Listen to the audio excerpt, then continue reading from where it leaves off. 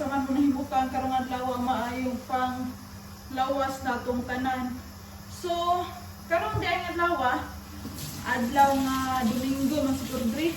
Ang tawag ko nga tayo murag kuan robot kay tugno kayo diri mga bayot. So manghugas usa ko. Kay daghang hugason, nagpundok hugason. Dayon mag-video ko karong adlaw, magama ko og video kay maggama na pud ko og putahe lagi. Kaning putahe dali ra kayo gapon kay karning baboy ning ako ang gamon karon. So while magama ko ka ako pang gidipros ang karne kay ga-ice gyud mga bayot ang karne.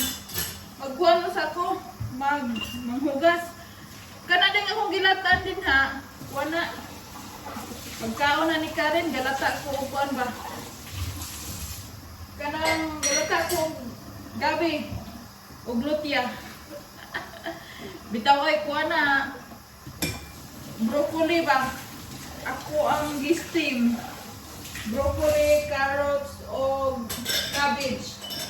Ako ang gi-steam kay moy ako pagkaon ni Karen.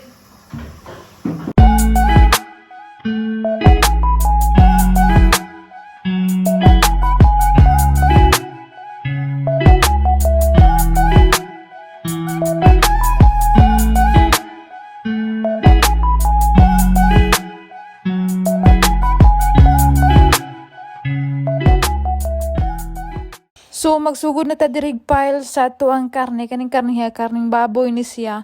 Mao nang murag dili kay siya fresh kaya akong gibutangan ni gini tubig para ma-separate kay na froze sagin kay na daghan kay ice ba din sinara nato na dayon butangan og black pepper then ikatag-katag ragud pud nimo na din ha then human ni butang sa black pepper butangan nimo og turmeric powder kanilang turmeric powder maoy nakapadalag bida-bida diri pula-pula ba. Dayon tuyok-tuyukan na nato na siya dire sa ilang mga lamas lagi ambot ang singalan na ni kay Armenian lagi oy ay nako ninyo pa-translate gihapon kay kapoy na kayo din ato nang balihon din ha para pud mapatas ang iya ang seasoning nga gibutang seasoning mga lamas ra daytong gipang taplak then butangan nato gihapon agasin ug unsay gibutang sa pika side maura po na ito ibutang din kay aron mapatas pud ang kalami ba. Pero wala na nay mga measuring cup din ha kay gibana-bana na nako na kay managnaay ba ako.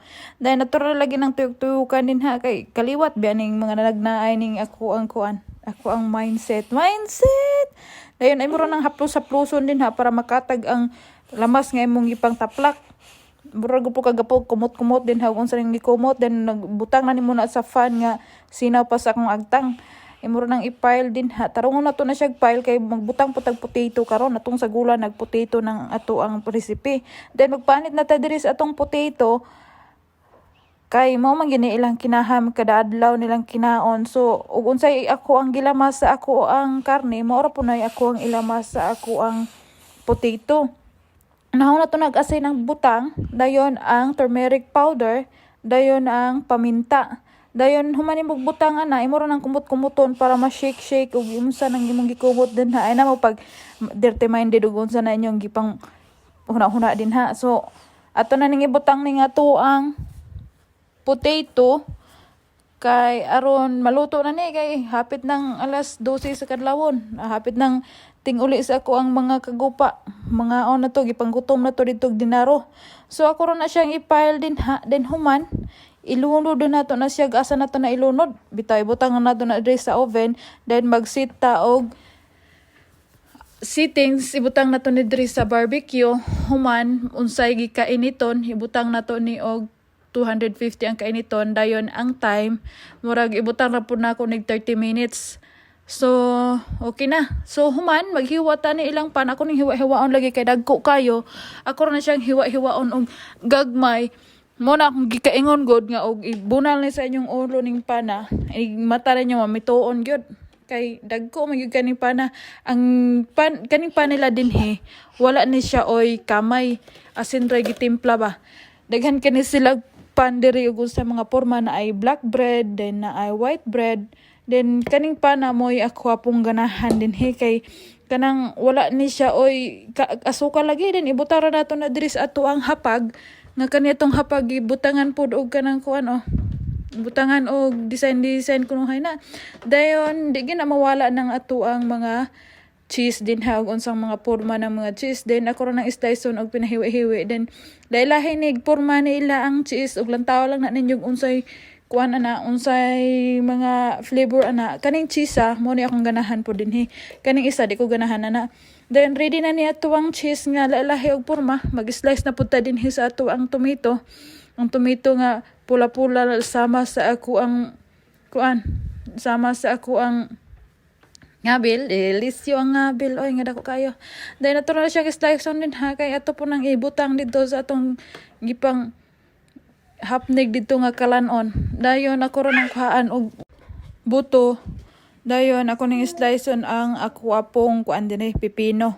Ako ra na siyang slice on og pina-straight kay gagmay maguning pipino ha.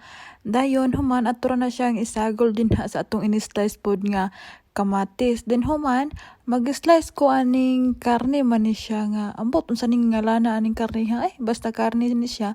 Ginahan po ko aning kalanuna kay lami gud siya mga bayot. Kuhaan na ko nagsilupin pero gahi kaayo siyang silupin na kuhaon kay pilit ba sa karne. So ako ron siya slice on din ha og pinahiwi-hiwi kay ako po ning ibutang dito sa amo ang kuan kalananan sa lamesa ba.